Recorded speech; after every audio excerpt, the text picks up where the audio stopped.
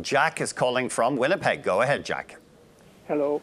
Could you tell me on Eau Claire, at one time it went as high as 10.85. That was in June somewhere, beginning of June, and then now it came all the way back to 8.40 or something. And it had a good earnings report. I just wonder how come it came back so far. Yeah. So Eau Claire, electronic component maker. Yeah. So Eau Claire makes components for fiber optic networks.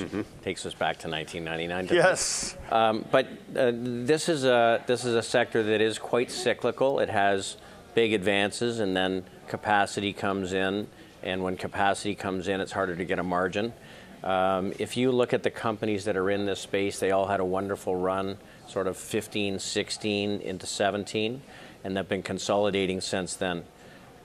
I will say that while the fundamentals of this company look good, the price chart to me is a little bit concerning.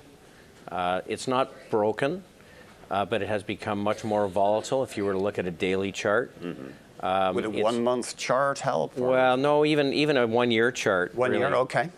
You'll see that it's become much more erratic. It has been unable to make progress against a rising market. Has it ever? Yeah. Relative strength has been weak.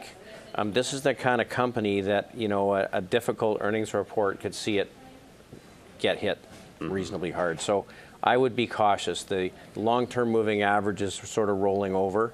And it's only behaved better than 22% of stocks in the S&P to this point in the year.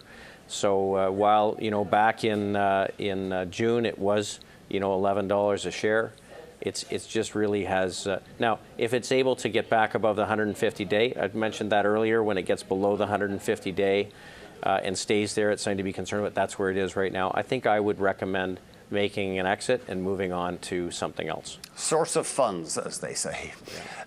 We've got Dick calling from St. Catharines, Ontario. Go ahead, please. Yeah, thank you for taking my call. Pleasure. David, could you can I get your opinion about CAE? Sure. So, Dick, certainly we like aerospace as a sector, both on the defense side and on the civil aviation side. And CAE really has sort of the lock on simulators and so on. I think that the stock is okay. It pulled back to the 150-day moving average a little while ago. It's rallied off of that. It's trading about $1 below the high. There may be stronger companies within aerospace. I would take a look at a Boeing, for instance, but all of these planes, people have to be trained on them, and all of these upgrades in technology. And CAE has really broad exposure across the spectrum. So I wouldn't have a problem with it. There just might be some better technical names to look at. I know we keep hearing there's tens of thousands of new pilots that are going to be needed in the coming years. That's right. The job of training and them, increasingly, especially in the military, like the being trained in a simulator is highly effective. We've got Fern calling, one of our regulars from Thornhill, Ontario. Go ahead, Fern. Well, that's what retirement can do for you. Great to hear from anyway, you. I just wanted to know what you thought of Intel.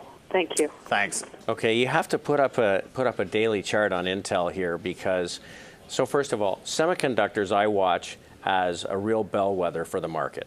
Okay. And I'm not sure we can even see the end of the chart there.